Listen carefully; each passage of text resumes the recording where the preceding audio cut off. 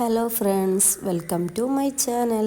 ഇന്ന് ഞാൻ ഉണ്ടാക്കുന്നത് ഒരു ക്യാരറ്റ് ഹൽവയാണ്. അതിനാവശ്യമായ ഇൻഗ്രീഡിയൻസ് നെയ്യും ക്യാരറ്റ് ചിരകിയതും അണ്ടിപ്പരിപ്പ്, മുന്തിരി, നെയ്യ്, കുറച്ച് പാൽ. ആദ്യം ഒരു പാൻ ചൂടാക്കി അതിലേക്ക് നെയ്യ് ഒഴിച്ച് കുറച്ച് അണ്ടിപ്പരിപ്പും മുന്തിരിയും കൂടി ഇട്ട് വഴറ്റിയതിന് ശേഷം അതിലേക്ക് നമ്മൾ ചിരണ്ടി വെച്ച ക്യാരറ്റും കൂടി ആഡ് ചെയ്ത് നന്നായി വഴറ്റി കൊടുക്കാം. കുറച്ച് സമയം ഇത് വേവിക്കാൻ വേണ്ടി മൂടി വെക്കാം.